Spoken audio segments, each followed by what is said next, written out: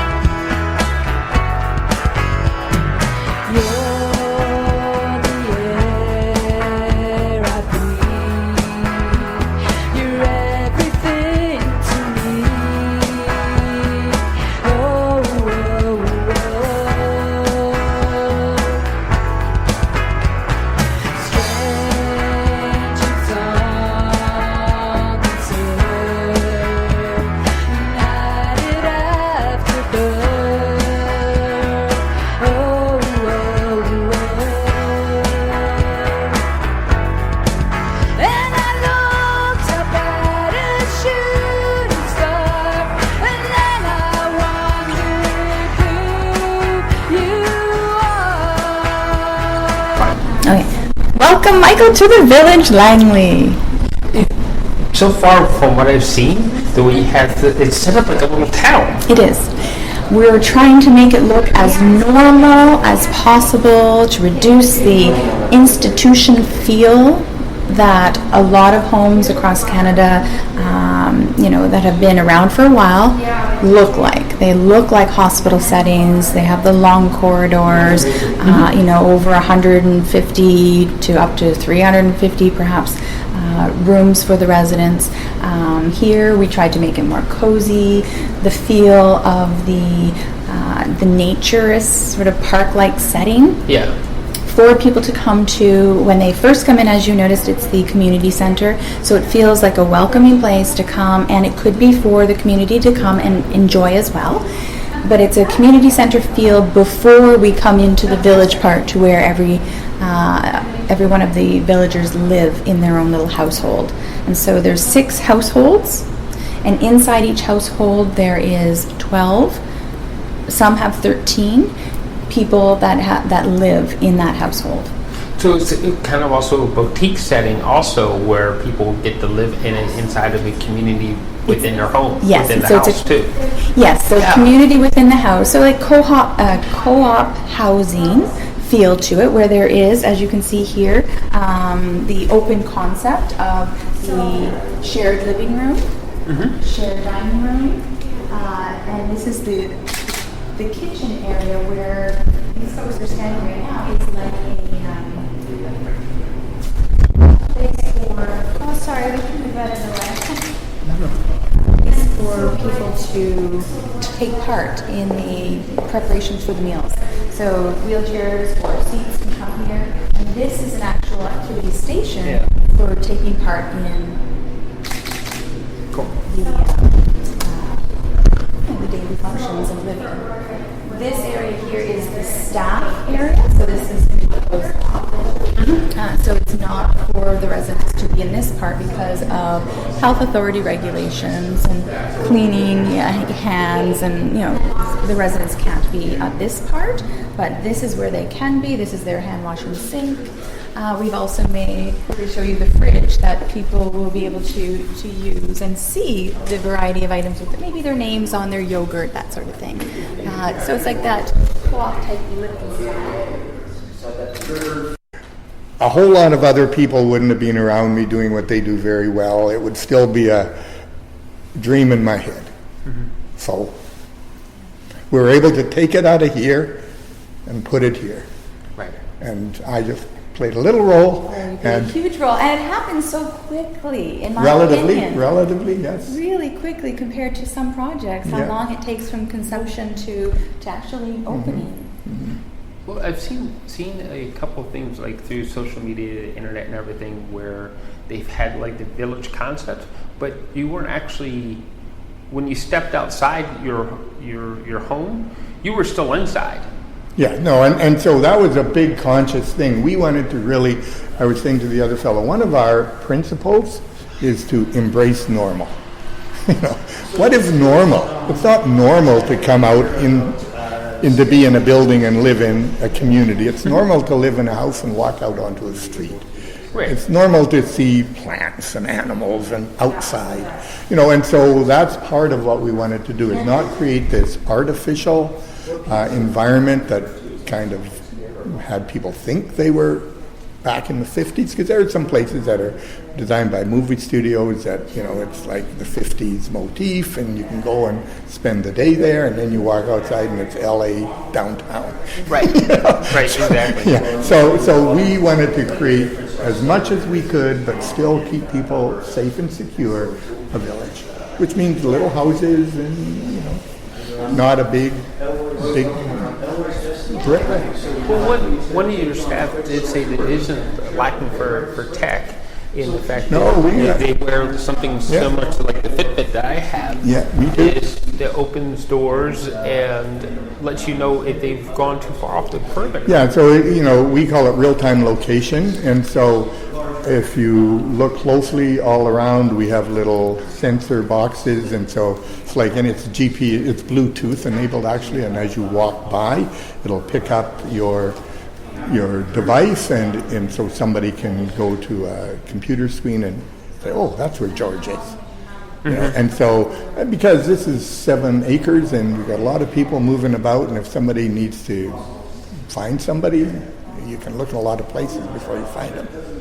Oh, yeah. So it's just another layer of awareness as to where people are. And again, that same bracelet has a button. If you push it, it'll give us alert and we can go to them as a call. Yeah, so I'm loving that. With that device, we are allowing people to have freedom of movement, to go and do and explore, and not to barricade them into that hallway setting that I've been so accustomed to in long-term care settings. Is that they can't leave, they have to stay in that corridor, and it causes the agitation, the frustrations, the physical violence that we hear about in care homes. So this is going to allow them to go and wander and explore, and not to feel caged. So not to get down on the other end, like you were saying about the hospital setting, where I'm assuming maybe you have like a nerve center where if somebody's in trouble, it alarms there, but it doesn't alarm through the rest of the facility. True. In meaning, sorry. Well, like some of the other facilities, you constantly hear the hospital beep beep, bomb bomb, and they're trying to eliminate those. Agitates people. Yes, they're trying to eliminate those. People know from best practice that we should be eliminating those extra noises that aren't necessary. So things have been changing, but since I started over 20 years ago, that was happening. The call bell systems, the nurses' station was active with lots of activity, lots of beeping, lots of noises, lots of dispensers and just carts, med carts that were being rolled around, and drawers slamming. And so in here in the village, there's no nurses center. We don't have a nurses station, one spot area where all the nurses sit and sometimes have break and whatnot. We're trying to encourage the staff to work from their iPad at the kitchen table here with the residents, maybe sitting on the couch to get their charting done, as opposed to going to open up their workstation area with all the physical binders and stuff. We're trying to eliminate that to make it more homey and to feel less like a hospital. It sounds like they just become an integral part of that person's family now. So that's also why we've changed a little bit of the titles. So the people that are working here, we've called them, their initials are ELF, so ELF for short. They're enriched living facilitators. So they're not nurses and nursing task-oriented type of mindsets that we're trying to create. We're trying to create, you're enriching the lives of these people while they're living here. That's your duty. You are here to make house, to make them feel that they're having a great day, and it's not a task, we've got to get you cleaned, we've got to get you showered, we've got to get your food on the table, we've got to get your meds. Not just that focus. Yes, we need to focus on all these things, but to do it in a way where the mindset's just changed a little bit. We're going to help you to have a great day, and we're going to facilitate that. And if that means you don't want to get up early in the morning, we're not going to force you to get up and be at the table to have your meal ready for you at 7 a.m., or 8 a.m. or whatever it might be.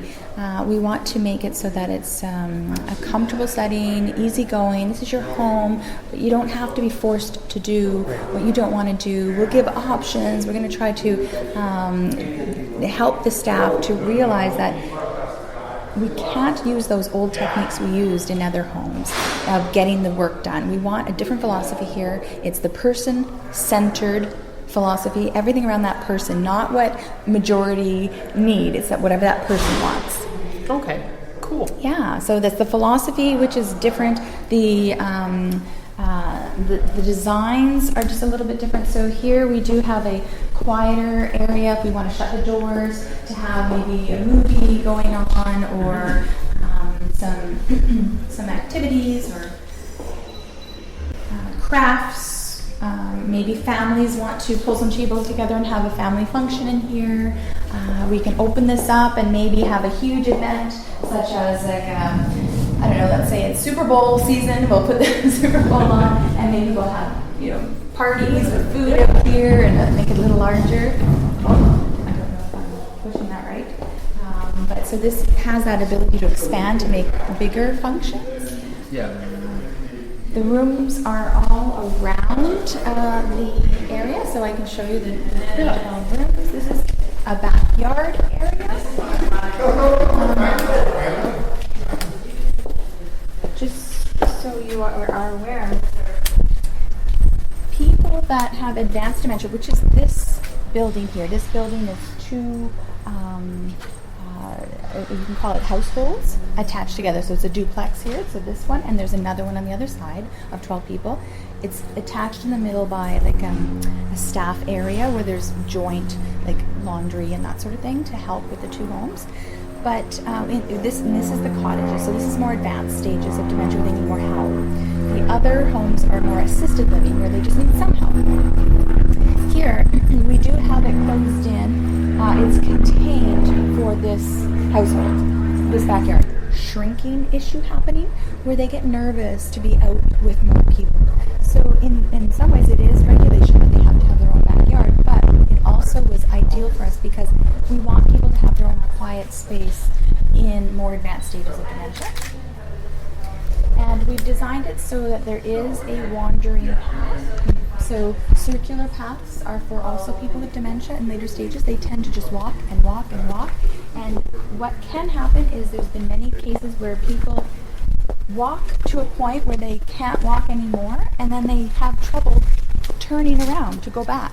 They just don't. Did you describe dementia, the brain functions being like an onion, and for memories. Dementia is starting to peel away, and some of those things that we intuitively just think, oh, our brain just does it, or our body just does it, is actually maybe a layer of memory. I remember you describing that before, like being able to know to stop and turn around is a memory, right? That is part of the memory, but it's part of the what do I do next, and it's to do with objects, or not to do the next step. Mm-hmm. So the next step would be, what do I do now? And that just gets lost. So it happens with brushing teeth. What do I do now? I get my toothbrush, I get the toothpaste, but now what? So people need that help with that next step. Right. And so they will get the help here. The staff will be trained to do that. I just want to just take a peek here to see. So this is going to the other section of the household. I wasn't sure if they were planning to make a fence line here. It looks like they might be. They've just taken it out. So there will be a fence here. But it will have a gate so people can walk around. So this is the crushed gravel we have all around behind the buildings, so that for those that love to walk, some people just who walk for hours with their dementia, hours and hours. And I know people who, a family member, where he walks, comes back home, has something to eat, goes around the block and walks in the community. Mm-hmm. The fear is that at some point, what if he gets turned around and takes a wrong road and becomes lost. And I don't know if you're noticing in the news that we've lost somebody in Chilliwack. People are saying she's just disappeared. We can't find her. Take a wrong turn, then they're completely just keep walking, and then they completely get lost. Well, we had that in our own community.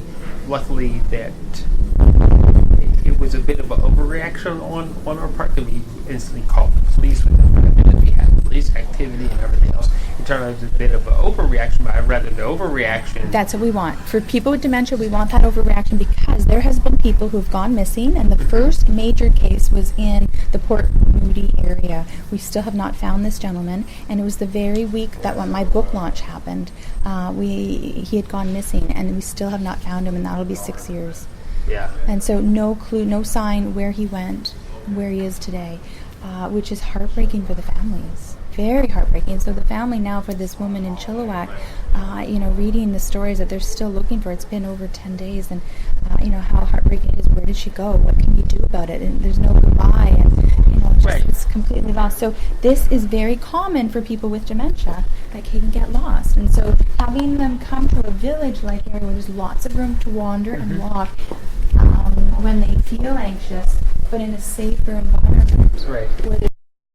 Each of them have their own washroom, a large washroom, enough to do maneuvering of a wheelchair. They could have their own shower here. We've designed it where there is a red toilet seat to help people orientate to where the toilet is, because in later stages we've had people not be able, if that was a white toilet seat right now, it'd be kind of like light floor, light toilet, light wall, and it blends in. And so the mind has the difficulties with, altered perceptions can happen for people with dementia, or they just can't understand white water. Like this does not look like, it might blend in, they can't distinguish it to be a toilet. So the red is to just highlight that. We've also made it where there is two sides, in case there's a dominant hand, for grabbing a cup to drink from, or this side. So we wanted to make sure that we had the two options. Locked drawer here for any medications that belong to that person, or any personal items that are of a safety risk will be locked away in their own bathroom, as opposed to what I've seen in other care homes where they take all their stuff and they lock it away in a staff area.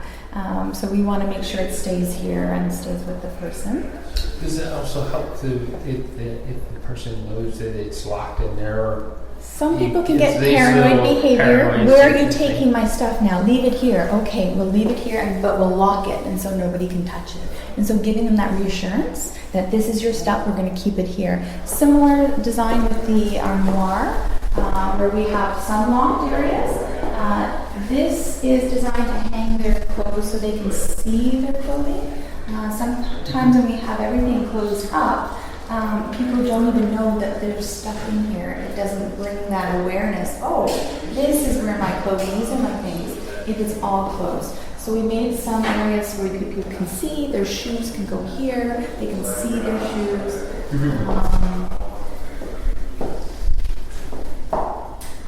And then of course, locking some areas. So everyone has their own views, and families that are new to, ready to have their loved one move in first, are getting first choices of the room, which is nice. So just around the corner here, some storage for certain things for staff items behind here. But the goal is to also direct people to the common areas to make them light and bright and welcoming.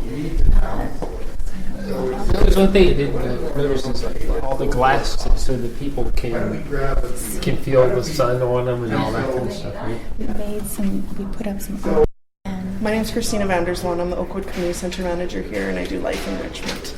So it's all about the what does life enrichment mean?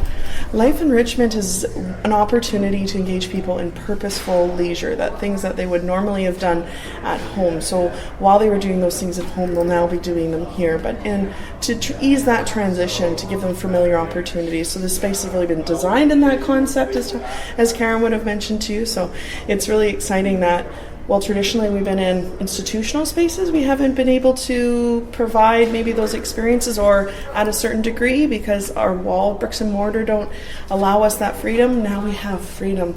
Residents can walk out their doors and go down to the garden and the barn and pick the flowers or the strawberries, or feed the chickens, or go to the community center, get their hair done, and go get a beer at the salon. Salon. Why not? Why not? How about a wine? But they can have a wine at the salon. But so our bistro. So it's really exciting. They have freedom, and so life enrichment is about things we do to make ourselves experience joy, and hopefully the village will facilitate that for all of our villagers. Cool. I'm not sure what she shared with you yet, but we wanted to go back to the barn, right? Yeah. Yes. Okay, we're going to head down this way. Good morning. Morning. You lead the way. All right, so I'm not sure how much parents told you, but we are we have six households on our property, 2 of which we identify as cottages, and they are complex care sites. They're licensed under Fraser Health, and each household in the household, there are some rooms that are for a spouse who live with a loved one or sister, etc. All as long their needs somewhat match.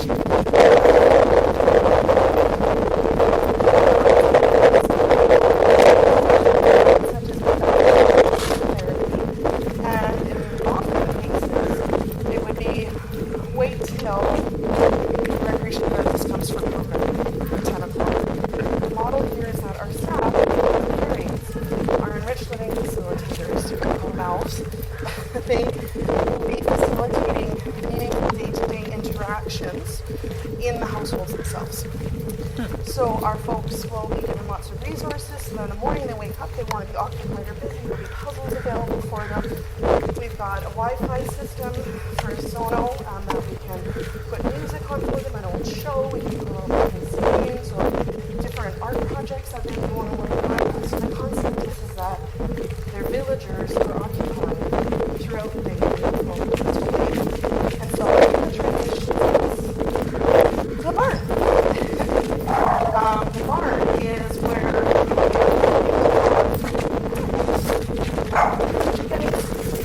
goats and maybe me go for a trip. We also got gardens back here as well, so our folks will be able to enjoy this.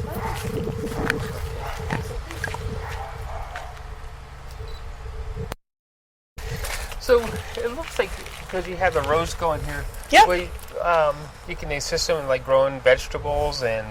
Absolutely. Our goal is to create a purposeful space. So vegetables, flowers, whatever is meaningful for our villagers.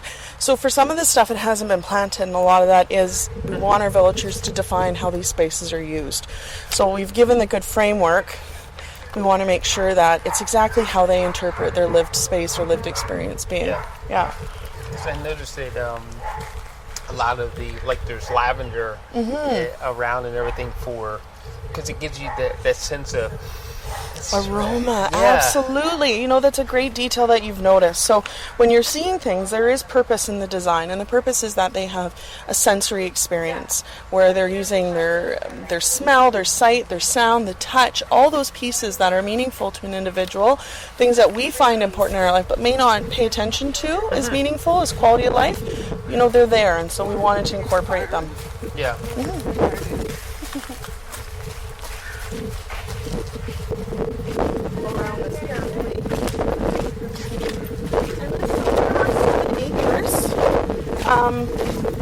And within those 7 acres, we have 2 spaces, we have 2 acres, my apologies, of protected land. So it's a fish and wildlife habitat. We're not able to use these last 2 acres, but it also gives us the opportunity to have this beautiful green space where people can enjoy. And you'll notice that pathways that are available to all of our folks along that they can exit.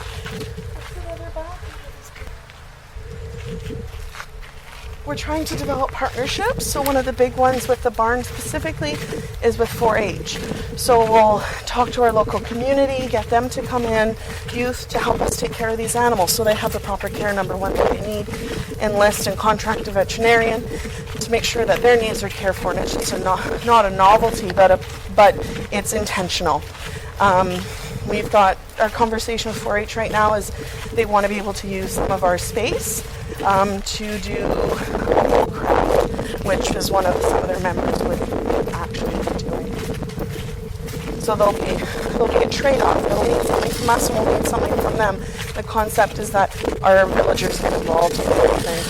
So, as part of the care for the symptoms of dementia, where they're doing things that are strongly familiar to them, is that also help enrich their life? Absolutely. I think when we find things that are familiar to us, we relate. And when much of our world has shifted or changed, and we don't maybe recognize the people or the things in our space, when we come to a place where we can relate to something, it really does help us reduce our anxiety. It reduces our frustration. It limits our perception of ourselves as being incompetent, and it gives people more fulfilling life. We also are aware we need to modify. Because this environment is modified in its own ways, even activities or experiences that they go through have to be modified from time to time. So, for example, if someone has arthritis, we'll make sure that, yes, they can do gardening, but we'll make sure they'll have gardening tools that have larger grip handles so they're not having to squeeze so tight because they wouldn't be able to maintain that pressure. So little adjustments would be made so they can still be successful. And that's really what recreation therapy is about, is creating adaptations so people can enjoy leisure experiences in a meaningful way that they used to. We've also created spaces here. Of course, we're still in construction, but this is a paved area where people can come and enjoy and have benches and sit and look at the back garden. Our complex here is fenced. It is a requirement under licensing. Residents, just like any other complex here, we would have to care plan around how they would leave and exit the buildings. Yeah. So we've also created some spaces. We've got a gazebo as well. And a water feature as well. So when the water feature is on and we're fully operational, there's several fountains that will have water that will come up and down along this way. Really taking care of all of the sights, smells, and sounds. Oh, yeah. They've done a good job of that, I think. I'm impressed. It's even the details of, as simple as they've done some crushed asphalt here. It doesn't seem like much, but that might seem like a sidewalk. Someone with dementia would be attracted to a detail like that. There was something, because I do have a neighbor that we keep a close eye on her. Because we know that she's still very dementia, but that she does this shutter step. Whenever there's like a difference in grade, and I've noticed that you've kept the grades pretty. So one of the things that happens with different types of dementia is, and there are many different types of dementia, so it's hard, there's specific ones that will have some visual changes, but in general there can be some visual changes. And one of the things that happens is you want to try to avoid, for example, black and white checkered floors. You'll notice someone with dementia will actually step on the white because the black will seem like holes. Their depth perception changes, and also their vision and their range of vision changes. So they no longer see above, they no longer see below, and they no longer see to the side. So it's almost like wearing a pair of binoculars and looking in one direction.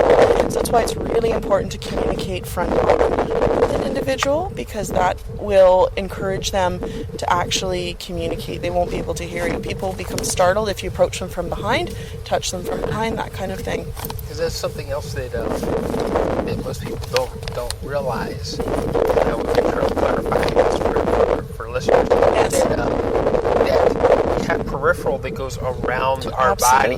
Absolutely. It's not just to side. It's actually down to your feet. Correct. And somewhere above your head. Absolutely. That's otherwise we knock our heads. Yeah, exactly. And these are some of the things we take for granted. We don't Right. realize that when we're functioning, when we're at full functioning and capable, we're looking forward. And I can see out the side. I can see the stuff that's happening in my periphery, and it tells me. It gives me warnings. It allows me to measure risk. It allows me to be orientated in my environment. Folks that are living with dementia lose that in certain types, and so it's really important to know what those types are and what specific symptoms come with each one. So when this was designed, it was designed to address as many of the overall symptoms. Absolutely. To make it as comfortable as possible for everyone. Absolutely. We want to try to encourage folks to be independent. And I think independence and living at risk is one of the things that we all strive to do. If you were told one day that you couldn't go outside and you went to a door and it was locked. Okay, so just so everybody knows, Yes. I grimaced. Yes, you grimaced, right? Right? You want to have that freedom. So that in itself is just that. We've allowed for freedom, and even when we go and we walk outside our door, we live at risk. So we want to ensure our seniors, just because they have aged, does not mean they are limited by that. They still have independence.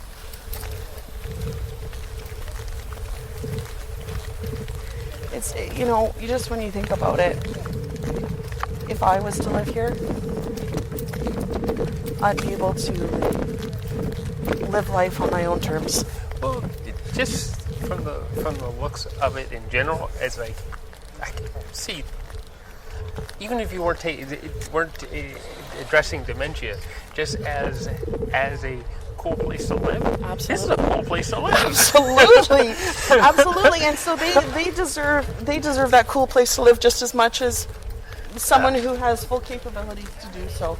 And that's the concept. Just because of limitation does not mean you are limited in your experience.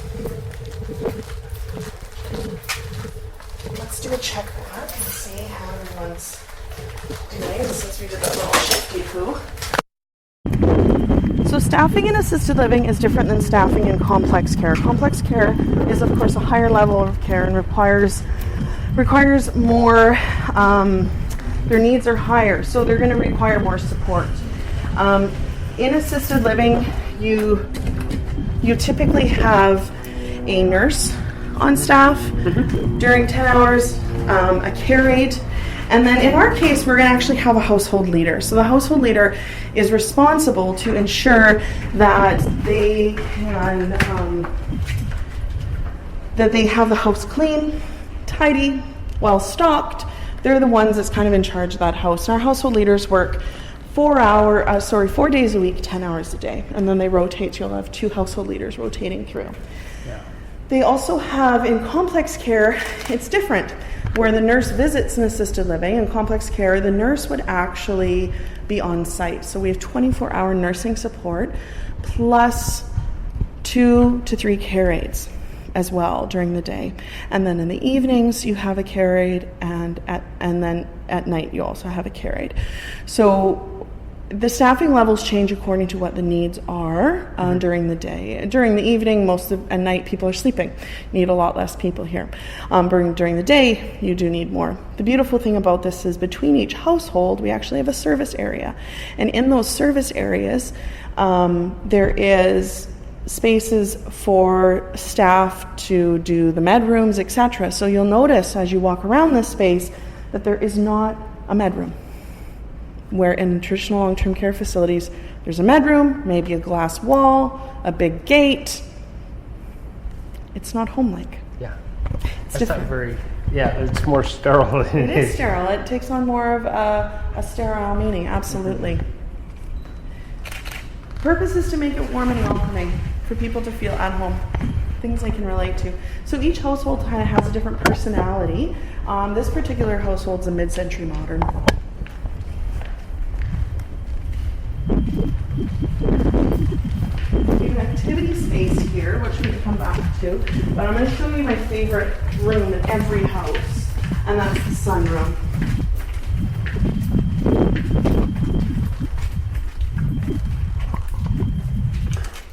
I love the sunroom. I'll probably move into the sunroom if they let me. Sun's important. Well, it's just a big bright space, and I just love that. Wonderful space.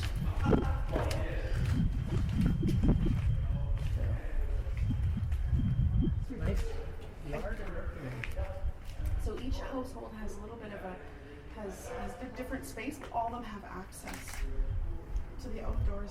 This was intended to be an activity space, so I bought bocce and badminton and all different kinds of great things that people can relate to and have done in the past. And of course, all those activities will modify according to what the individual's needs are, but all relatable to something that they may have done in the past. A big part of us understanding how the residents or the villagers enjoy spending their time is understanding who they are.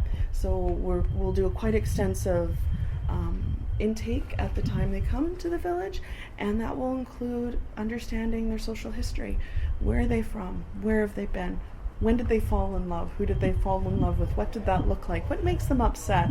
What makes them happy? What does angry look like to them? What does joy look like to them? So we're trying to ask meaningful questions so that the folks have an opportunity to, in the end, be provided the best opportunity for joy in the disease process that they're in, which dementia can take anyone down a different path because it's experienced so differently by different dementias. So we want to ensure that we give the best experience based on what their needs or interests are. Taro is Yep. architect. What are you, project architect? Is that what I'm an associate, but I guess project architect sounds. Is that what they call you? I think project architect. So this is the gentleman who helped with the plans not to become 6 boxes, to become this village, home-like, cozy design, and you're standing in it now. Count things. There's like an old typewriter at one of them. There's an old sewing machine in this one. She does a very good job of making the houses their own. Yes, she's done a really good job. She said, I think this is Grandma's house, because she gets kind of this image of somebody living there. So she said, this is Grandma's house. This house, Arbutus, is a nod to the 60s. So you look at the furniture, it's, like, we had in the 60s. Yeah. The different colors, schemes in each of the homes. I don't know how many you went into so far. They're only allowed to go into this one and these if they're into. Okay. They're doing an interview. We have staff training happening in Alder. Is that right? Okay. She did a nice job of relating the identity color of the building to the interior as well. Yeah. The identity when we walk in. Really, and that's something I didn't share, is that every household when you walk into it, it has a different, if you can see right here, an image, like a different piece of artwork that is reminding them this is your home. That looks like it's a kite inside of a frame. It's like a kite inside a frame. So whenever a person goes into another, let's say this home over here, Cypress, it's a different visual. So in case they get disoriented, they'll realize, wait a minute, that's not the same picture. It looks different. It's a different design. So each of them have this one has all kinds of bird houses on it when you walk in. This one has some other kind of unique design. So it's really neat. It's a reminder of where you are to help with that wayfinding. Hello. So this is oh my gosh, hang on. Oh my God, Francie, look at you. I totally forgot what you look like whenever I saw you in the kitchen. I was like, is that Francie or is it somebody else? Well, my name kept falling off. Yeah, no, your voice now. It makes you, I got your voice. But yeah, I couldn't remember. I met so many people that night. I know. Staffing, way to go. I know. Are you happy? Oh, yeah. Totally. Very good. She took my training program online and stuff, and she ended up getting a job here, so it's so neat. Yeah. There you go. I love it. Now I'm serving alcohol tonight. Oh, tonight's the alcohol night. Oh, yeah. I got to leave and I'll come back for that. Yeah. So it's definitely done on purpose. So things were on purpose. Yeah, things were definitely on purpose, and a lot of it people would know, like the designs, for example, of the pathways. So trying to guide people to the areas, and so this is crushed gravel right now, but everything's as simple as possible. Large lettering, easy to read, nothing fancy, plain as possible. We were talking about some of the visuals of some cases of dementia, losing the periphery, and the grading that it was done here. All the best. We'll see you keeping later. it so smooth and everything. Yeah. That for that person who has lost the periphery in their vision. Yeah. they can just keep right on going. Keep going, yeah. Keep that pathway. Yeah. Yeah, and then we wanted to create more landmarks for things like the gazebo, so we can tell people go to the gazebo and your house is, past the gazebo or something, like to give them. We wanted to make sure we had these wayfinding objects. At one point we had an old car. We wanted to put an old car here, like an old-fashioned car. I don't know what's going to happen, but yeah. So anyways, I don't know how. Okay, so if you go to depictions.media, you can actually see some of the photographs and everything that are in our blog post for the Langley Village. It's a great facility. Like I said in one point to one of the staff members, it's a really cool place to live. And they've done a really great job to ensure that people can just keep living a normal life as the disease progresses, and as Karen Tyrell says, that it is, dementia is like an onion peeling away the memories, and you find the person in different points in time. And the cool part is she had an integral part in training the staff so that they do the right things to figure out where that person might be in time, where they think their environment is, so that they can do creative things to keep people calm, keep people safe, and keep people happy. Everything there was really well done, and definitely done with the purpose of servicing those people who are essentially losing their memories and slowly slipping away from us.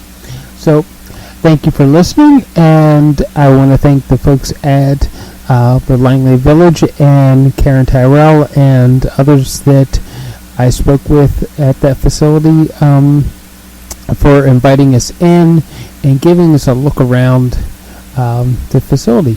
And to you, the listeners, as you can hear, there's some wind in some of the interview tracks here that really shows we were outside and we weren't in some warehouse. So it's a really cool concept. Thanks again, and bye for now. I just need to know. So I wish upon that shooting star, and then I wondered where you are. Is it destiny, or is it meant to be?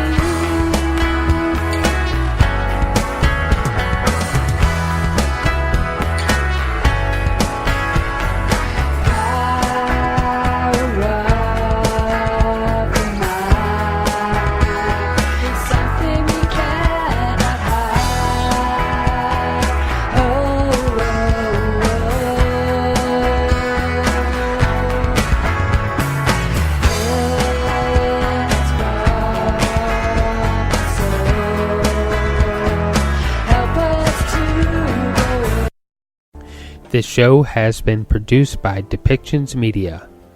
Please contact us at depictions.media for more information.